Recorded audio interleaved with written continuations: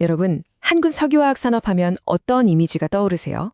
아마 우리나라 수출을 이끌었던 효자 품목, 경제 성장의 든든한 버팀목, 이런 것들이 생각나실 겁니다. 한때는 정말 세계 시장을 주름잡았죠. 그런데 지금 그 거대했던 산업이 전례 없는 위기 속에서 그 기반부터 흔들리고 있습니다. 이번 시간에는 한국 석유화학 산업이 어째서 그리고 어떻게 이런 절체절명의 위기에 빠지게 됐는지 그 핵심을 한번 제대로 파헤쳐 보겠습니다. 그래서 이 모든 이야기의 시작은 바로 이 질문에서부터 출발합니다. 거대한 산업이 사방에서 압박을 받는다면 과연 무슨 일이 벌어질까? 지금 한국의 석유화학 산업이 바로 그 질문에 대한 답을 온몸으로 보여주고 있거든요. 그 압박이란 게 대체 뭔지 지금부터 하나씩 살펴보겠습니다. 그 거대한 압박, 그 첫 번째 원인은 바로 공급 과잉입니다. 그리고 그 한가운데에는 바로 중국이 있죠. 모든 문제의 시작점부터 짚어보겠습니다. 2,500만 톤. 이 숫자가 감이 잘 안 오시죠? 이게 지난 5년 동안 오직 중국 한 나라에서만 늘어난 에틸렌 생산량입니다. 이건 시장의 수요 공급 법칙 자체를 완전히 무너뜨려버린 그야말로 어마어마한 물량인 거죠.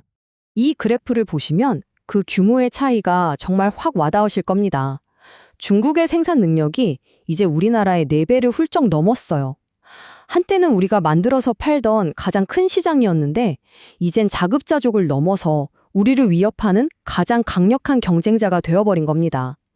그 압도적인 격차가 느껴지시나요? 자, 이렇게 물건이 시장에 쏟아져 나오는데 사려는 사람은 한정되어 있잖아요. 그럼 당연히 공장들은 전부 다 돌릴 수가 없게 됩니다.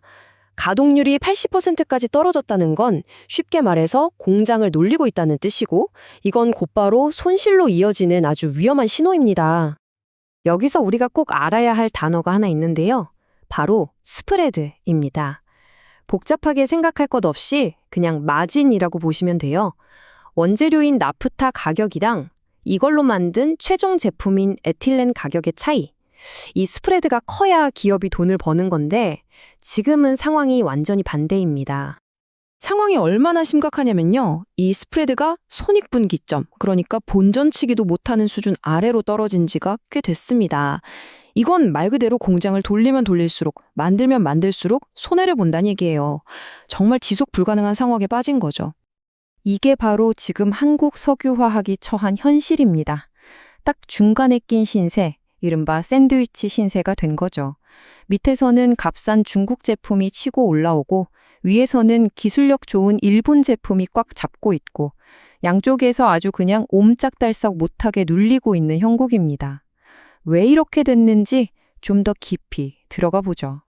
모든 문제의 뿌리를 파고들면 결국 이 구조적인 한계에 부딪힙니다. 우리는 비싼 원유에서 뽑아낸 나프타를 원료로 쓰는 NCC 방식을 주로 써요. 근데 미국이나 중동은 훨씬 저렴한 셰일가스에서 나오는 에탄을 쓰는 ECC 방식을 씁니다. 그러니까 우리는 출발선부터 남들보다 비싼 재료로 시작하는 거예요. 원가 경쟁에서 이기기가 정말 힘든 구조인 거죠. 이걸 글로벌 비용 사다리라고 한번 상상해 보세요. 가장 싼 곳이 맨 아래 칸이고 가장 비싼 곳이 맨 위 칸이겠죠? 안타깝게도 한국은 이 사다리의 거의 꼭대기에 있습니다. 톤당 생산 비용이 $1,000에 육박하는데 이건 가격 경쟁력은 사실상 없다고 봐야 하는 수준이에요. 바로 이 그림이 지금 한국이 겪고 있는 압박의 실체입니다. 왼쪽을 보세요. 중국은 값싼 원료에다가 어마어마한 설비 규모로 우리를 밀어붙이고 있죠? 오른쪽을 보면 일본은 진작에 우리랑 같은 범용 제품 시장에서 빠져나와서 반도체나 자동차에 들어가는 비싼 특수 제품 시장을 선점해버렸어요. 한국은요? 그 사이에 끼어서 이도저도 못하는 상황이 된 겁니다. 이 표를 보면 상황이 얼마나 암울한지 한눈에 보입니다. 원료 경쟁력? 없죠. 설비 규모? 중국에 비하면 이제 상대가 안 되죠. 시장? 우리는 수출에 목매야 하는데 중국이나 일본은 탄탄한 내수 시장에 버텨주고요. 제일 아픈 건 이 마지막 제품 포트폴리오예요. 일본처럼 특수 제품으로 넘어가지도 못하고 아직도 중국이랑 검용 제품 시장에서 피 터지게 싸우고 있다는 거죠. 자, 그럼 이런 끔찍한 시장 상황이 우리 기업들의 재무제표에는 어떤 숫자로 찍혔을까요? 지금부터는 그 고통의 깊이를 직접 숫자로 확인해 볼 텐데 아마 좀 충격적이실 겁니다. 이 그래프가 정말 모든 걸 말해줍니다. 소위 수익성 디커플링이라는 현상인데요. 보세요. 중국, 일본 다들 힘들다 해도 어떻게든 흑자는 내고 있어요. 5.1%, 3.4%. 그런데 한국은요? 유일하게 마이너스 0.3%입니다. 우리만 지금 돈을 까먹고 있다는 뜻이에요. 아니, 그럼 일본은 어떻게 이 위기 속에서 흑자를 내는 걸까요? 비결은 바로 선제적인 구조조정에 있습니다. 우리보다 한 발 앞서서 이 위기를 겪었고, 그때 정말 뼈를 깎는 고통을 감수하면서 체질 개선을 한 거예요. 돈 안 되는 범용 설비는 과감히 정리하고 그 힘을 고부가 가치 특수 제품에 집중한 거죠. 그때의 선택이 지금의 생존력을 만든 겁니다. 이익은 줄고 적자가 나니 그 빈자리는 당연히 빚이 채우게 됩니다. 4.3배. 이 숫자의 의미는요, 기업이 번 돈을 한 푼도 안 쓰고 빚만 갚아도 4.3년이 꼬박 걸린다는 뜻입니다. 불과 3년 전만 해도 이 수치가 1.1배였어요. 얼마나 재무 상태가 급격하게 악화됐는지 알 수 있는 대목이죠. 다른 나라들과 비교해보면 더 심각합니다. 3국 중에 한국이 압도적으로 높죠. 이게 그냥 지금 힘들다에서 끝나는 문제가 아니에요. 미래를 위한 투자, R&D는커녕 당장 버텨낼 체력조차 바닥나고 있다는 최악의 경고등입니다. 자, 그럼 이 절망적인 상황에서 탈출구는 없는 걸까요? 지금부터는 고통스럽지만 반드시 가야만 하는 생존의 길, 그 마지막 선택지에 대해 이야기해 보겠습니다. 그런데 말이죠, 여기서 정말 아이러니한 상황이 하나 펼쳐집니다. 이렇게 공급 과잉으로 다들 죽겠다고 아우성인데 2026년에 또 국내에 초대형 신규 설비가 가동을 시작한다는 거예요. 이건 뭐 불난 집에 기름을 붓는 격이 될 수도 있는 상황을 더 복잡하게 만드는 변수입니다.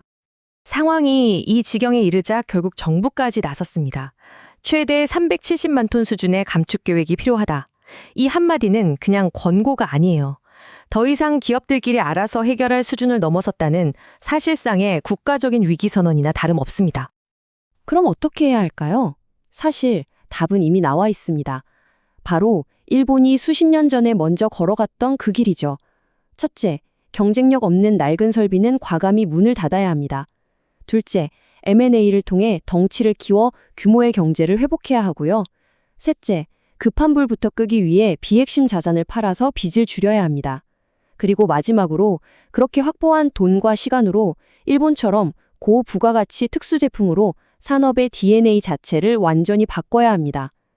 이건 선택지가 아니라 생존을 위한 유일한 길입니다. 결국 모든 질문은 하나로 모입니다. 과연 한국의 화학거인들은 이 뼈를 깎는 재창조에 성공할 수 있을까요? 아니면 우리는 한때 대한민국 경제의 심장이었던 거대한 기둥 하나가 무너지는 걸 그저 지켜만 보게 될까요? 그 운명은 바로 지금부터의 몇 년에 달려 있습니다.